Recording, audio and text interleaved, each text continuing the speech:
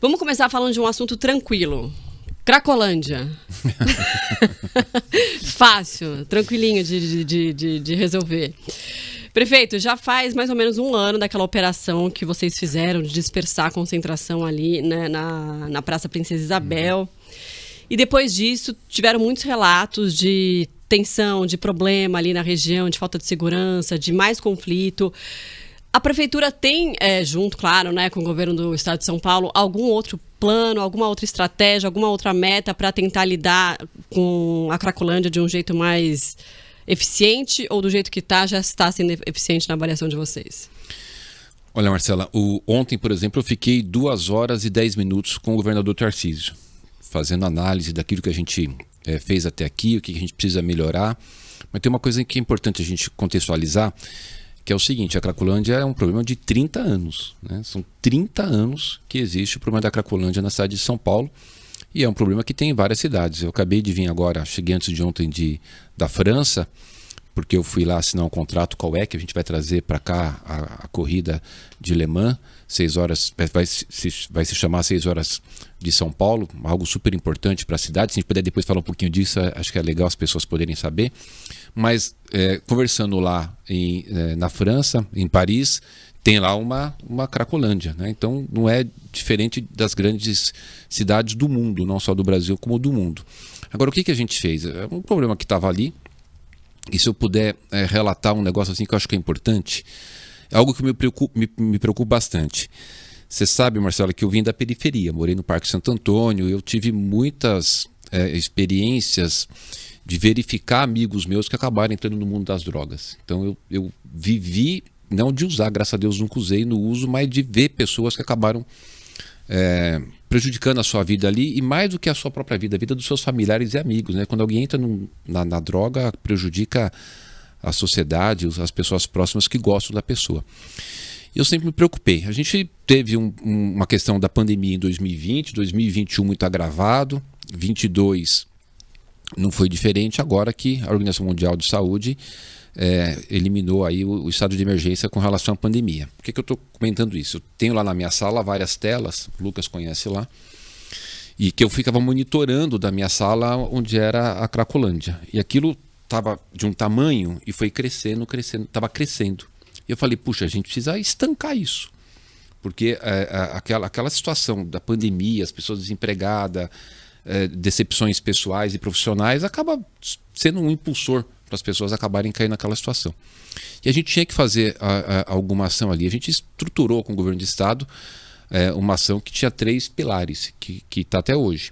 Que é, primeiro, saúde, ofertar para as pessoas o tratamento para que elas pudessem se curar do vício. Segundo, segurança, prender traficante. E terceiro, fazer a parte de reurbanização.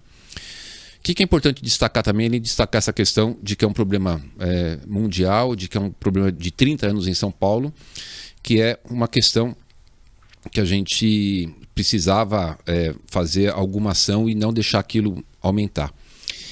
E nessa ação que a gente desenvolveu, era necessário que a gente quebrasse aquela situação de crescimento, né? Lembrando que em 2016 eram 4 mil usuários, hoje tem 1.000 e poucos usuários, tá? Então eram 4 mil usuários em 2016, uma feira do crack.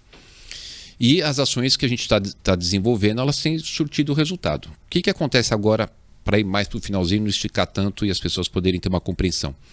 Nesses 1.000 e pouco, tem um estudo da Unifesp, que foi publicado aí recentemente, demonstra que 57,4% daquelas pessoas que estão lá hoje, elas estão há mais de 5 anos. 39% há mais de 10 anos.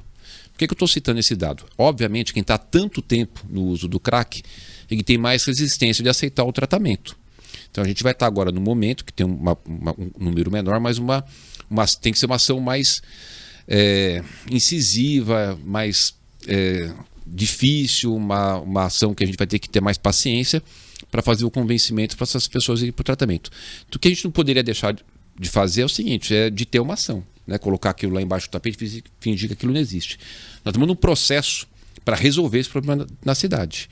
Eu não sei te dizer se vai ser daqui 6 meses, 1 ano, mas que nós estamos num processo com estrutura, com planejamento, na área da saúde, assistência social, direitos humanos, segurança pública, para a cidade chegar num certo momento e se livrar dessa situação. Lucas, fica à vontade, viu? Esse é um grande conhecedor, viu, do tema. Casa é sua, é verdade. Não, comecei a ficar mais próximo da Cracolândia quando teve essa operação da Praça Princesa Isabel. Um pouquinho antes a gente fez uma série de reportagens para o Jornal da Band, para a Rádio Bandeirantes também. Mas queria saber do prefeito agora, porque assim, a Cracolândia, depois que ela saiu da Praça Princesa Isabel, ela ficou mais próxima de muitos comerciantes e de muitos moradores. Ela se espalhou ali pela região central. O senhor considera que dessa operação, de um ano para cá, a Cracolândia mais próxima dos moradores, dos comerciantes, ela piorou a situação ali do bairro de Campos Elíseos, até porque antes ela ficava um pouco mais afastada, próxima ali da Estação da Luz, na Praça do Cachimbo e tudo mais, então não era todo mundo que passava por ali. Agora ela chegou num ponto onde todo mundo passa, onde as pessoas frequentam ali. Muita gente deixa, inclusive, de ir agora por causa do medo e tal. O senhor considera que nesse um ano, claro, em alguns pontos melhorou, mas num total, num geral, piorou essa situação? Eu acho que não, o Lucas. O que acontece? Todos nós, eu, você, a Marcela, cada um que está aqui nos assistindo, a gente tem uma percepção psicológica do momento.